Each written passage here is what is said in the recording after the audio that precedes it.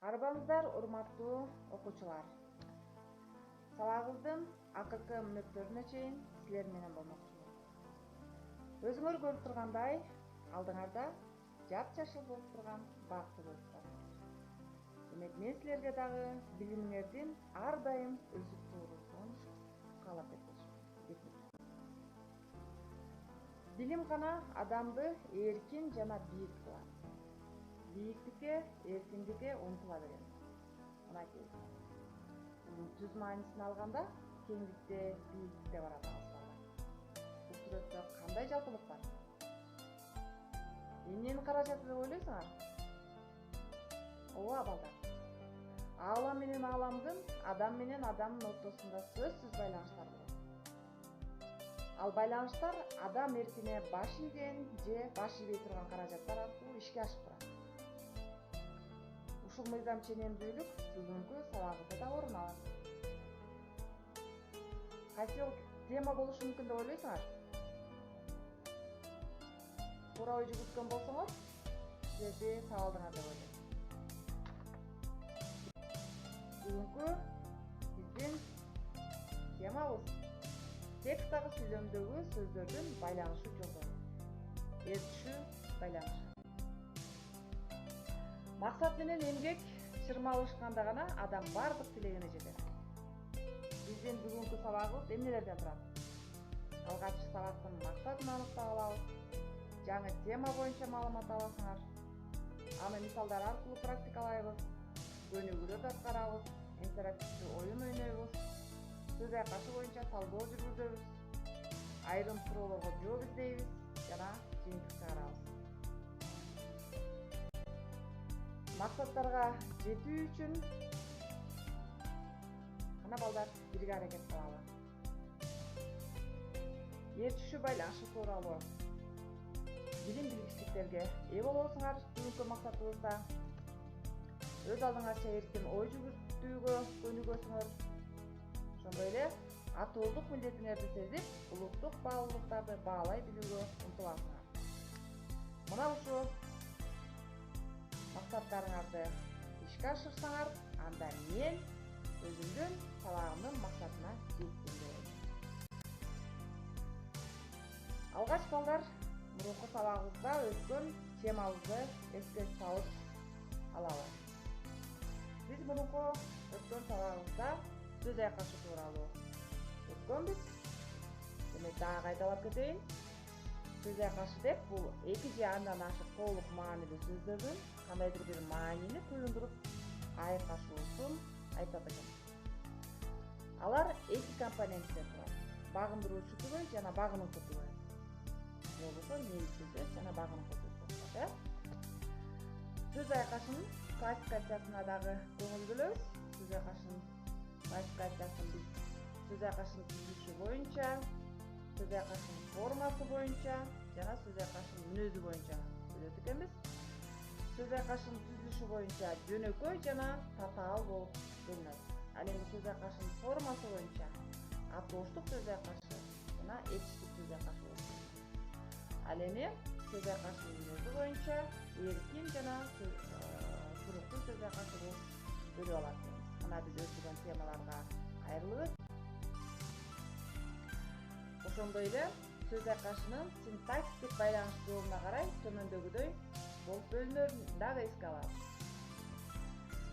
Таандык байланыш, башкаруу байланыш, ыкташуу байланыш жана ээрчишүү байланыш. Бүгүн биз ээрчишүү байланышына токтолобуз. Демек биз ээрчишүү байланышы деп эмнени айтабыз? Ээрчишүү байланышы бул сүйлөмдүн грамматикалык негизи болуп саналган баш мүчөлөрдүн, башкача айтканда, ээ менен баяндооштун ортосундагы байланыш. Баш мүчөлөр булар ээ жана баяндооч. Ээнин асты бир сызылат, ал эми баяндооштун асты эки сызылат. Мына схемага көңүл бөлгүлө. Мисалы, сүйлөмдөргө көңүл бөлөбүз. Мен шаарга барам. Мен шаарга эмне кылам? Барам. Сүйлөмдүн баяндоочу. Шаарга барам мен Демек сүйлөмдүн ээси мен. Биринчи жак мен. Ошондой эле ээси биринчи жакта болду. Демек баяндоочу дагы биринчи жакта болот экен. Ал эми экинчи сүйлөмдү карайбыз. Сен шаарга барасың. Сен экинчи жак сүйлөмдүн ээси. Ал эми баяндоочу дагы экинчи жак болду. Демек бул жерде жак сан боюнча дагы ээрчиги. Бул жерде жекелик саны мен барам. Сен барасың. Жекелик. Эгерде жансыз заттардан болуп көптүк санда айтылса да, баяндооч жекелик санда турушун. Мисалы, сансыз гүлдөр жер бетине жайнады. Бул жерде сүйлөмдүн ээси гүлдөр. Эмнелер гүлдөр көптүк түрдө айтылды. Ал эми жайнады. Эмне кылды жайнады? Баяндооч бул жекелик гана санда айтылды. Демек, кээ бир учурда сүйлөмдүн ээси жансыз заттардан туруп көптүк түрдө айтылса, анда баяндооч жекелик санда да турушу мүмкүн. Анда жак, сан деп айтып калдык. Биз бир аз артка чегинели балдар. Биринчи жак, экинчи жак, үчүнчү жак деп бөлөбүз. Биринчи жак мен, экинчи жак сен, сылык түрүсүз. Ал эми үчүнчү жак ал. Биринчи жактын мүчөсү мын, мин, мун, мүн. Экинчи жактыкы үчүнчү жактыкы жок. Экинчи жактын сылык түрү сыз жана өзгөрүп кетти. Ал эми биринчи жактын көптүк саны биз. Экинчи жакты силер, көптүк түрү сиздер, үчүнчү жакты алар. Түрлөрү боюнча биринчи жак жөнөкөй, экинчи жак жөнөкөй, экинчи жактын сылык түрү сылык түрү болот. Ал эми үчүнчү жак жөнөкөй бөлөт экен. Демек, эске алуу. Эми балдар биз осудан схемалык боюнча интерактивдүү оюнду окуйбуз. Боштуктарды элдин уулу дейт. Бул жерге сен деген сөздү коебуз. Канчанчы жак? Сен бул экинчи жак. Демек, сен элдин уулусуң болот. Азаматсың. Элдерден эркиндик үчүн күрөшүп келген эл. Бул жерде азыр биз деген биринчи жактын көптүк түрүн коебуз. Эми окуйбуз. Биз элдерден эркиндик үчүн күрөшүп келген эл көптүк түр болгону эл биз деген мүчөнү айтат. Туура, азаматтар. Андан кийинки сүйлөмдү карайбыз. Жаштар, силер деген экинчи жактын көптүк түрүн койдук. Жаштар, силер жаркын келечектин ээлери. Демек, көптүк түр болгондон кийин, экинчи жак болгондон кийин эмне болот? Ээлери сиңер, азамат. Жакшы. Эми биз азыр бул жерден сөз айкашына салдоо жүргүзөбүз. Мезгил өтпөйт, биз өтөбүз. Демек, ээрчишүү байланыштагы сөз айкашында. Мезгил өтпөйт. Мезгил. Эмне? Эси өтпөйт баяндооч.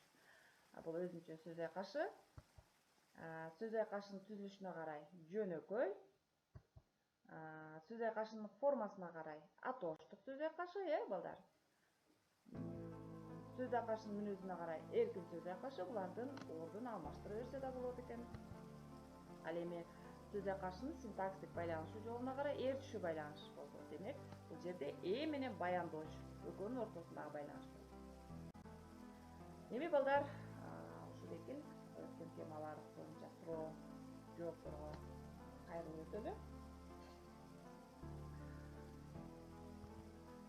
Сүйлөмдүн баяндоочу сүйлөмдүн ээсине гана баш ийеби дейт. Албетте, балдар. Бир гана сүйлөмдүн ээсине баш ийип, калган айкындооч мүчөлөрүн баш ийдирип турат. Андан кийинки сүйлөм. Башканы сыйлай билген жерде калбайт деген сүйлөмдө ээрчишүү байланышындагы сөз айкашы кайсы дейт. Бул жерде карайбыз. Жерде калбайт деген сөз айкашын карап алалы. Бул туруктуу сөз айкашы. Жерде калбоо. Бул туруктуу сөз айкашы болот. Эмне кылбайт? Жерде калбайт. деген суроону берет экенбиз. Ал эми ким жерде калбайт деген суроону беребиз. Башканы сыйлай билген. Демек, бул атооштуктун кан мүчөсү аркылуу уюшулган атооштук түрмөк. Демек, бул сүйлөм бир гана сөз айкашынан түзүлгөн. Андан кийинкиси суроо: эл киши байланышы башка байланыштардан эмнеси менен өзгөчөлөнөт? Албетте, булар өзгөчөлүгү бул баш мүчөлөрүнүн ортосундагы байланыш. Башкача айтканда, ээ менен баяндоошунун ортосундагы байланыш. Мына ушундай өзгөчөлүгү бар.